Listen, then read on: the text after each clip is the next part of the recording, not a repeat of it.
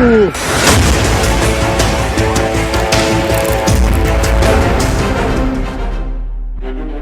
বিপ্লবী গার্ড বাহিনীর হামলায় ১৩টি মার্কিন ঘাঁটি পুরোপুরি ধ্বংস হয়ে গেছে। টিকতে না পেরে মার্কিন সেনারা আশ্রয় নিয়েছেন বিভিন্ন অস্থায়ী আশ্রয় শিবিরে অথবা বিভিন্ন হোটেলে।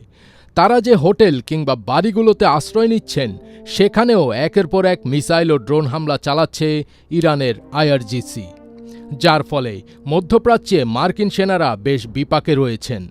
ইরানের হামলার দাপটে রাতের বেলা বিভিন্ন বাড়ির বেসমেন্টেও লুকিয়ে থাকতে দেখা গেছে মার্কিন সেনাদের।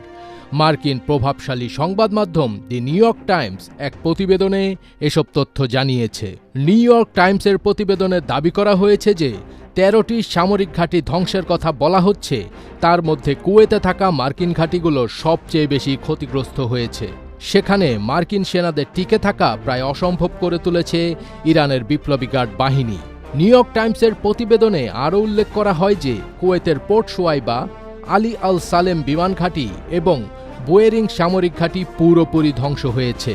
উল্লেখ্য যে যুদ্ধের শুরু থেকেই উপসাগরীয় অঞ্চলের দেশগুলোতে থাকা মার্কিন ঘাঁটিগুলোতে একের পর এক হামলা চালিয়ে আসছে ইরান। তাদের দাবি, ওই অঞ্চলে বহু মার্কিন সামরিক ঘাঁটি গুঁড়িয়ে দিয়েছে তারা। যদিও মার্কিন প্রতিরক্ষা দপ্তর পেন্টাগন বারবারই ইরানের দাবি ভিত্তিহীন বলে জানিয়েছে।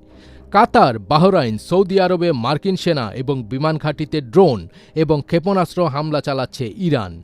এর মধ্যে নিউ ইয়র্ক টাইমসের প্রতিবেদন আলোচনার জন্ম দিয়েছে। যদিও মার্কিন সরকারের পক্ষ থেকে এই বিষয়ে কোনো প্রতিক্রিয়া এখনও জানা যায়নি।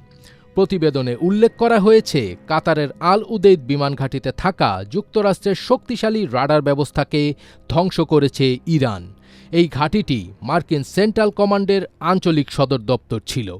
এছাড়া বাহরাইনে মার্কিন বাহিনীর 5th ফ্লিটের সদর দপ্তরেও হামলা করেছে ইরান। অন্যদিকে সৌদি আরবে প্রিন্স সুলতান বিমান ঘাঁটিতেও হামলা চালানো হয়।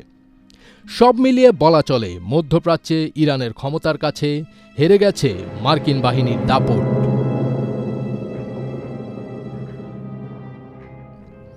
ফজবির তাজ, ATN বাংলা।